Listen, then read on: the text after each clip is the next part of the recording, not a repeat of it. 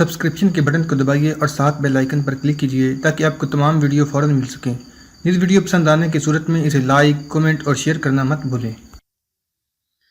Barbarossa نے اپنے مختصر بحری بیڑے کے ساتھ کھلے سمندر میں ابھی چٹانوں پر مشتمل جزیرے میں ہی قیام کیا ہوا تھا، اور حسن کروسو بھی اس کے پاس پہنچ چکا تھا کہ ترکی کا امیر البحر پاشا چند جہازوں کے ساتھ وہاں پہنچا۔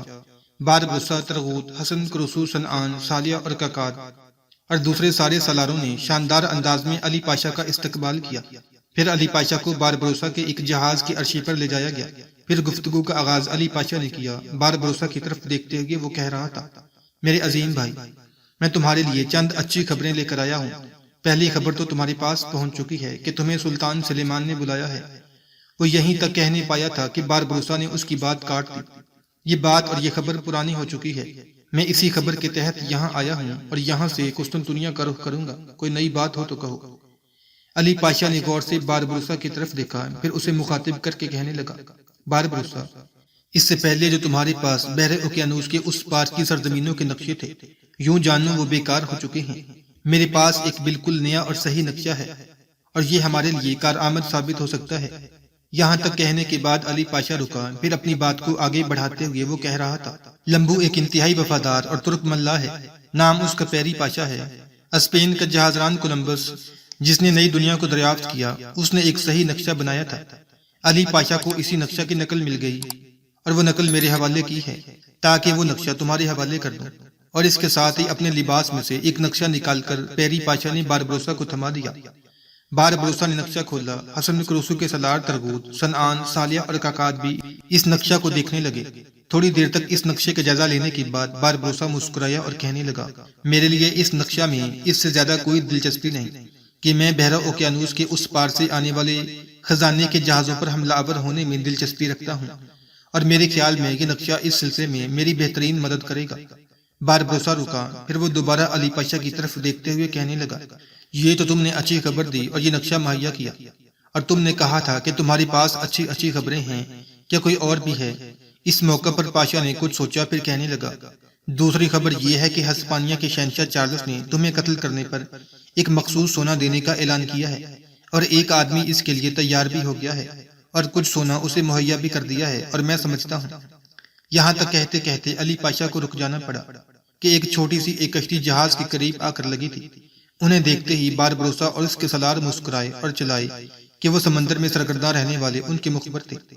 جہاز میں داخل ہو کر انہوں نے سب سے پرجوش مصافحہ کیا۔ پھر باربروسا کے اشارے پر وہ اس کے سامنے بیٹھ گئے۔ اس کے بعد ان میں سے ایک باربروسا کو مخاطب کر کے کہنے لگا، امیر، آپ کے لیے ہم دو اچھی خبریں لے کر آئے ہیں۔ پہلی خبر یہ کہ ہسپانیہ کے بادشاہ چارلس نے آپ کو قتل کرنے کے لیے ایک شخص کو مقرر کیا ہے، اور اسے کافی مقدار میں سونا بھی دیا ہے۔ کچھ دیر تک وہ شخص یہاں آپ کے پاس آئے گا۔ وہ آپ کو یہ پیشکش کرے گا کہ وہ آپ کے بحری بیڑے میں رہتے ہوئے ہسپانیہ کے خلاف کام کرے گا، اور یہ کہ وہ ان ساحلوں کی نشاندہی کر سکتا ہے جہاں پر آپ حملہ آور ہو کر فوائد حاصل کر سکتے ہیں۔ اس طرح وہ آپ کے بحری بیڑے میں رہتے ہوئے آپ کا خاتمہ کرنے کی کوشش کرے گا۔ آنے والا شخص یہاں پر رکا، پھر کہنے لگا، وہ اور ہم اکٹھے ہی آپ کی طرف روانہ ہوئے تھے۔ پہلے ہم اس کے پیچھے پیچھے تھے، پھر آپ کو اطلاع کرنے کے لیے اس سے آگے نکل آئے۔ میرے خیال میں تھوڑی دیر تک وہ ضرور یہاں پہنچے گا۔ اس کے ساتھ اس کے کچھ ساتھی ملا بھی ہیں۔ دوسری خبر امیر یہ ہے کہ ہسپانیہ کے امیر البحر دوریا نے چاروں طرف یہ خبر پھیلانا شروع کر دی ہے کہ باربروسا ٹونس میں پسپا ہونے کے بعد خوف کے مارے کہیں چھپ گیا ہے۔ ان الفاظ کے جواب میں باربروسا نے ایک ہلکا سا کہکا لگایا، پھر کہنے لگا، دوریا گندی سیاست کی چال چلتا ہے، جاہل ہے، کتابیں نہیں پڑھتا۔ دن کے وقت میرے جہازوں کے مسولوں پر میرا پرچم لہراتا ہے، رات کو میرے بیڑے کی مچھلیں روشن رہتی ہیں۔ پھر بھی اگر وہ مجھے ڈھونڈ نہیں پاتا تو یہ اس کی کمزوری، یہ اس کی نااہلی ہے۔ آنے والا مخبر جب خاموش ہوا تو صنعان اسے مخاطب کر کے کہنے لگا، امیر، اس موقع پر میرے ذہن میں ایک تجویز ہے۔ اس وقت خوش قسمتی سے کچھ مخبر بھی ہمارے پاس ہیں۔ ان کے ذریعے آپ دوسرے مخبروں تک یہ خبر پہنچا دیں کہ وہ ہسپانیہ اور دوسرے جزیروں میں یہ خبر پھیلا دے کہ ترکی کے سلطان سلیم کے علاوہ ترکی کے سپہ سالار لطفی پاشا اور خیر الدین باربروسا کے درمیان اختلافات پیدا ہو گئے ہیں، لہٰذا باربروسا اپنے آپ کو بیچنے کے لیے تیار ہے۔ اگر کوئی اچھی اور معقول رقم دے تو وہ سلطان سلیمان کے خلاف کام کرنے کے لیے تیار ہے، اور اس کے بیڑے کو مفلوج اور ختم کرنے پر بھی رضامند ہو جائے گا۔ امیر جب یہ خبر چاروں طرف پھیلے گی تو پھر دیکھیں اس کا کیا رد عمل ہوتا ہے۔ اگر اس کا مثبت جواب ملتا ہے تو ہمیں کئی لوگوں سے اچھی رقم مل جائے گی۔ کام تو ہم نے وہی کرنا ہے جو ہماری ملت اور ہماری قوم کے مفاد میں ہوگا۔ اس طرح اگر افواہ پھیلانے سے ہمیں فوائد حاصل ہوتے ہیں تو میرے خیال میں انہیں ہم نظر انداز نہیں کرنا چاہیے۔ سنعان جب رک گیا تب بار بروسہ نے اس کی طرف دیکھا اور کہنے لگا، تم نے بڑی اچھی تجویز پیش کی ہے، میں اس پر عمل ضرور کروں گا۔ جواب میں سنعان کچھ کہنے ہی والا تھا کہ آنے والے مخبروں میں سے ایک بول اٹھا، امیر، ہمارے پاس ایک اور خبر بھی ہے اور وہ پہلی دو خبروں سے اچھی ہے اور اس سے بھی فوائد حاصل ہو سکتے ہیں۔ بار بروسہ نے غور سے اس کی طرف دیکھا اور کہنے لگا، اگر کوئی اور بھی خبر تمہارے پاس ہے تو پھر کہو، رکے ہوئے کیوں ہو؟ جواب میں مخبر مسکرایا اور کہنے لگا، امیر، بیچ میں سنعان بول اٹھے تھے اس لیے میں خاموش ہو گیا۔ میں یہ کہنا چاہتا ہوں کہ وینس کے کچھ جہاز ران جن کی تعداد درجن بھر سے کم نہ ہوگی، وہ عدن سے مالابار سے ریشم اور مسالے اور خوشبوئیں لے کر وینس کا رخ کر رہے ہیں۔ جہاں ہم نے اس وقت قیام کیا ہوا ہے وہ یہاں سے میرے خیال میں زیادہ سے زیادہ 5 میل شمال مغرب میں ہے۔ ہم ادھر بھی چکر کاٹ کر آئے ہیں۔ وہ کچھ چٹانیں ہیں جن کے پاس انہوں نے اپنے بحری بیڑے کو روک رکھا ہے، وہ لنگر انداز ہوئے ہیں اور وہاں وہ اپنی سالانہ رسم ادا کر رہے ہیں۔ امیر، آپ جانتے ہیں وینس کے ملاح ہر سال ایک طلائی انگوٹھی سمندر میں پھینک کر اس بات کا اظہار کرتے ہیں کہ ان کی شادی سمندر سے ہو چکی ہے، اور ہر سال نئی انگوٹھی سمندر میں پھینکنے کا مطلب یہ ہے کہ ہر سال وہ نئی دلہن سے شادی کرتے ہیں، اور اپنے یہ رسم ادا کرنے کے لیے وہ مزید 2 روز تک ان چٹانوں کے اندر قیام کریں گے۔ اس کے بعد مال لے کر وینس کا رخ کریں گے۔ اس دوران اگر ہم ان پر حملہ آور ہوں تو میرے خیال میں ہم اپنے لیے بہت فوائد حاصل کر سکتے ہیں۔ یہ خبر سن کر باربروسا کی آنکھوں میں چمک اور خوشی کے آثار پیدا ہوئے۔ پہلے اس نے اپنے آنے والے ان مخبروں کی طرف دیکھا، پھر انہیں مخاطب کر کے کہنے لگا، اب تم اپنی کشتی میں چلے جاؤ، اپنے کام میں لگ جاؤ اور اپنے دوسرے ساتھیوں سے کہو کہ چاروں طرف یہ خبریں پھیلانے کے لیے تیار رہیں کہ باربروسا بکنا چاہتا ہے۔ اس کے بعد سلطان سلیمان اور ترکی کے سپہ سالار اعلیٰ لطفی پاشا کے درمیان اختلافات پیدا ہو چکے ہیں، لہذا اگر کوئی معقول رقم دے تو وہ سلطان سلیمان اور لطفی پاشا کے خلاف کام کرنے کے لیے تیار ہیں، لیکن یہ خبریں اس وقت پھیلانی شروع کرنی ہیں جب میں کہوں گا، اس لیے کہ اس سلسلے میں پہلے میں سلطان سلیمان اور لطفی پاشا سے مشورہ کروں گا، اس کے بعد یہ خبریں پھیلانا ہوں گی۔ وہ مخبر جب جہاز کی عرشہ سے اتر کر اپنی کشتی میں منتقل ہوئے اور وہاں سے کوچ کر گئے، تب خیر الدین باربروسا نے بھی اپنے لشکر کو وینس کے جہازوں کی طرف کوچ کرنے کا حکم دیا تھا، اور اس کے ساتھ ہی باربروسا کھلے سمندر میں بڑی تیزی سے سامان سے بھرے وینس کے جہازوں کا رخ کر رہا تھا۔ خیر الدین باربروسا اور اس کے سالاروں نے براہ راست ان چٹانوں کا رخ نہ کیا جہاں وینس والے اپنی رسم منا رہے تھے، بلکہ دائیں طرف دور رہتے ہوئے انہوں نے سمندر کے اندر ایک لمبا چکر کاٹا اور آگ اور خون کے سیلاب، گرم رو قافلوں تک بھٹکا دینے والی غموں کی ندی، غموں کی اندھی شدت اور تباہی کھڑی کرتی تاریکیوں کی طرح سمندر کا سینہ چیرتے ہوئے وہ ان چٹانوں کے شمال کی طرف چلے گئے تھے۔ خیر الدین باربروسا اور اس کے سالاروں نے ایسا اس لیے کیا تھا کہ اگر وہ جنوب سے وینس پر حملہ آور ہوتے تو انہیں دور سے ہی دیکھتے ہوئے وہ بھاگ کھڑے ہوتے اور وینس کی طرف چلے جاتے۔ اب سمندر کے اندر لمبا چکر کاٹنے کے بعد باربروسا اپنے بحری بیڑے کے ساتھ اس سے مت آیا جدھر وینس والے بھاگ سکتے تھے۔ اس کے بعد اس نے اپنا رخ جنوب کی طرف کیا اور ان چٹانوں کی طرف بڑھا جہاں وینس کے جہاز لنگر انداز تھے۔ اب خیر الدین باربروسا اور اس کے سارے سالار خوابیدہ موت کے دروازوں پر دستک دیتے، تقدیر کے بدلتے توند دھاروں، زمینوں پر اٹھتے پاسبانوں اور پت جھڑ کے ٹھہرے موسموں تک کے اندر ایک ہلچل پیدا کر دینے والے طوفانوں کے زہریلے علم کی طرح جنوب کی طرف بڑھے تھے۔ علی پاشا نے بھی اپنے بحری جہازوں کے ساتھ ان کے ہمراہ تھا۔ ان چٹانوں کے قریب جا کر پہلے سے طے شدہ لایا عمل کے مطابق سامنے کی طرف سے خیر الدین باربروسا اور علی پاشا نمودار ہوئے۔ دائیں جانب سے ترغوت اور سنعان اور سالیہ ان چٹانوں کی طرف بڑھے تھے، جبکہ بائیں جانب سے چند بحری جہازوں کے ساتھ حسن کروسو اور کاکاد ان چٹانوں کا رخ کر رہے تھے۔ یوں ایک طرح سے ان چٹانوں اور ان کے اطراف میں کھڑے وینس کے جہازوں کو باربروسا اور اس کے سالاروں نے گھیرنا شروع کر دیا تھا۔ پھر وقت کی آنکھ نے دیکھا باربروسا اور اس کے سارے سالار وینس کے جہازوں اور ان کے محافظوں پر راستوں کو پامال کرتے، آوارہ مزاج جھکڑوں اور ایک دوسرے سے دستوں گریبان ہو جانے والے دکھوں کے بےکراں صحرا اور صدیوں کے غلیظ تمدن کو بربادی کے صلیب پر کھڑا کر دینے والے فطرت کے تحیر خیز قہر کی طرح حملہ آور ہو گئے تھے۔ خیر الدین باربروسا اور اس کے سالاروں کی طرف سے یہ ایک ہولناک حملہ تھا۔ وینس والوں نے مدافعت کی، لیکن ان کی مدافعت تھوڑی دیر قائم رہی۔ اس کے بعد باربروسا اور اس کے لشکریوں نے انہیں کاٹ کر رکھ دیا۔ اس طرح وینس کے جہازوں کے محافظوں کا خاتمہ کرنے کے بعد سامان سے بھرے وینس کے ان سارے جہازوں پر قبضہ کر لیا گیا۔ سارے سامان کا جائزہ لینے کے بعد علی پاشا سے مشورہ کیا گیا۔ اس کے بعد یہ فیصلہ کیا گیا کہ ان جہازوں سے جو خام ریشم و ریشمی کپڑے اور مسلح جات ملے ہیں وہ تو سلطان سلیمان کی خدمت میں پیش کر دیے جائیں گے، اور جو خوشبودار جلانے کے مسالے حاصل ہوئے ہیں وہ باربروسا اپنے پاس رکھے گا، اس لیے کہ باربروسا کو ان کی زیادہ ضرورت تھی، اور اس بنا پر کہ باربروسا اپنے جہازوں کے چپو چلانے کے لیے نصرانیوں کو غلام بنا کر اور زنجیروں میں جکڑ کر رکھتا تھا، لہذا جہاز کے اندر جو وہ بول و براز کرتے تھے ان کی بدبو سے بچنے کے لیے جہازوں کے اندر خوشبوئیں جلائی جاتی تھیں، لہذا باربروسا کو ان خوشبودار مسالوں کی زیادہ ضرورت تھی۔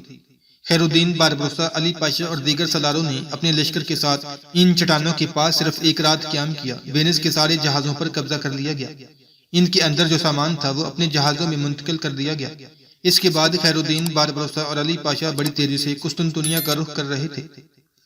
باربروسا اپنے سالاروں کے ساتھ جب سلطان سلیمان کی قصر میں داخل ہوا تب بڑا فکر مند اور پریشان تھا۔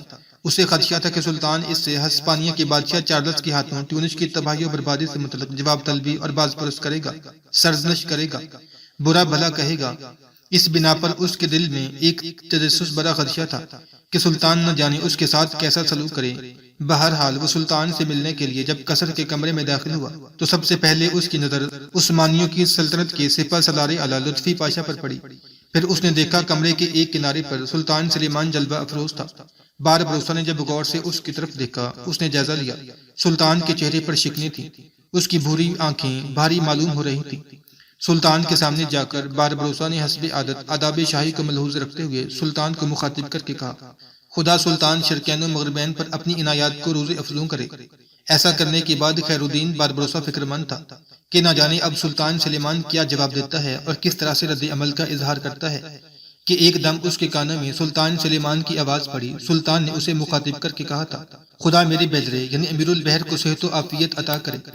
ایک لمحہ پہلے جہاں خیر الدین باربروسا تفکرات کا شکار تھا وہاں سلطان سلیمان کے ایک جملے نے اس کی ہیبت بدل کر رکھ دی تھی۔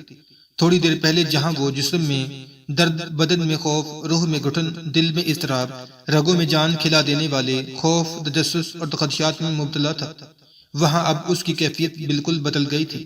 اب اس کے لبوں پر تبسم، بدن میں سکون، سینے میں آسودگی، روح میں طمانینت اور بدن میں خوشیوں کی لہریں محسوس کر رہا تھا۔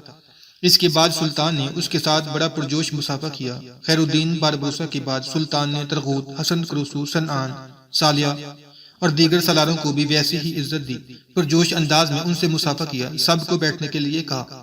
اس کے بعد سلطان سلیمان خیر الدین باربروسا کو مخاطب کر کے کہہ رہا تھا، تم سمندر کے سپہ سالار ہو، سمندر کوئی علاقہ نہیں، اس کے اندر کوئی زمین نہیں کہ جس کے ٹکڑے میں تمہیں دے دوں، لیکن مجھے یقین ہے کہ تم سمندر کا مصرف خوب جانتے ہو۔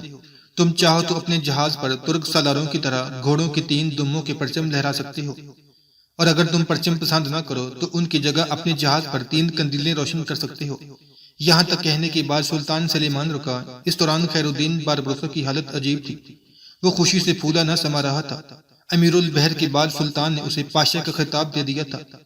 اس موقع پر قصر میں سارے حاضرین سے مخاطب کرتے ہوئے سلطان کہنے لگا، میں نے خیر الدین باربروسا کو یہ رتبہ اس لیے بخشا ہے کہ 1 سال 8 ماہ تک یورپ کے تمام دشمنوں کو اس نے اپنے ساتھ الجھائے رکھا اور مجھے یورپ کے اندر ترکتاز کرنے کا خوب موقع ملا۔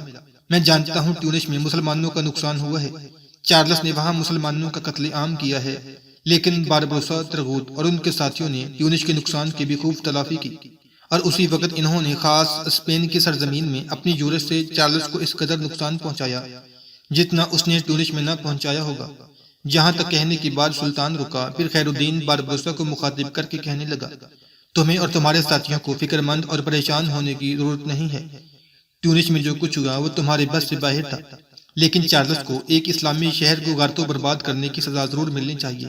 اس کو کوئی حق نہیں پہنچتا تھا کہ ٹیونس کے ساتھ اس طرح سلوک کریں، اور اس کا ہم اس سے ضرور انتقام لیں گے۔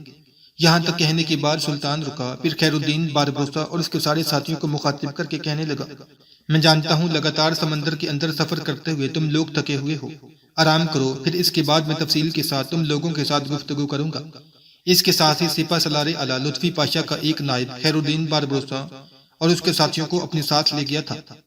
خیر الدین باربروسا کو پاشا کا خطاب دیا جانا اس کے لیے ایک بہت بڑا اعزاز تھا۔ پاشا ترکوں کا سب سے بڑا اعزازی لقب تھا، یہ لقب پہلے صرف لشکر کے سالاروں کے لیے ہی استعمال نہ ہوتا تھا، بلکہ بعض غیر عسکری حکام کو بھی اس لقب سے نوازا جاتا تھا۔ یہ لقب سب سے پہلے 13ویں صدی عیسوی میں استعمال ہوا۔ یہ لقب یعنی پاشا عورتوں کے لیے بھی استعمال ہوا۔ شروع میں پاشا کا لقب 13ویں صدی کی آخر میں رئیسوں کے خاص افراد کے ناموں کے ساتھ بڑھا دیا جاتا تھا۔ انہی رئیسوں نے ایشیائی کوچک میں چھوٹی چھوٹی موروثی ریاستیں قائم کر رکھی تھیں۔ عثمانی ترکوں میں بھی بہت سے افراد کو پاشا کا لقب دیا جاتا تھا۔ اس زمن میں اتنی بات ضرور تھی کہ پاشا کا لقب ابتدا ہی سے ارباب سیاست کو دیا جاتا تھا۔ کچھ عرصہ بعد پاشا کا لقب کئی منصبداروں یعنی صوبے داروں کے والی اور پایہ تخت کے وزراء کے لیے استعمال ہونے لگا۔ پھر ایک زمانہ ایسا بھی آیا کہ پاشا کا اطلاق خصوصیت کے ساتھ بڑے وزیر پر کیا جانے لگا۔ ترکوں کے عروج کے زمانہ میں یورپ، ایشیا اور افریقہ میں ان کے لگ بھگ 26 صوبے تھے، اور یہ صوبے تقریباً 163 علاقوں میں منقسم تھے۔ ہر صوبے کے حاکم کو پاشا کہا جاتا تھا، جسے گھوڑے کی 3 دموں کا پرچم استعمال کرنے کا اختیار ہوتا تھا، اور پاشا کا منصب ایک وزیر کے منصب کے برابر ہوتا تھا۔ بالعموم پاشاؤں کا تقرر ہر سال ہوتا تھا، لیکن اگر کوئی پاشا زیادہ طاقت اور قوت پکڑ لیتا اور ترکوں کے سلطان کو اندیشہ ہوتا کہ آنے والے دور میں وہ اس کے لیے مسائل کھڑے کر سکتا ہے، تو اسے معزول کر کے پاشا کے لقب سے محروم بھی کیا جاتا تھا۔ اگر کوئی وفادار رہتا تو کئی سال تک بلکہ کبھی عمر بھر یہ لوگ پاشا ہی کہلاتے تھے۔ انتظام کے سلسلے میں بادشاہ کی مدد کے لیے ترکوں کے سلطان کی طرف سے 2 یا 3 آدمی مقرر کیے جاتے تھے۔ یہ لوگ ایان کہلاتے تھے۔ عثمانیوں کی سلطنت کے خاتمے پر پاشا کا لقب عام آدمی کے لیے ختم کر دیا گیا، اور یہ صرف لشکریوں کے لیے مخصوص ہو کر رہ گیا۔ 1933 میں لشکریوں کے سالاروں کے لیے بھی پاشا کی بجائے جنرل کا لفظ استعمال ہونے لگا تھا۔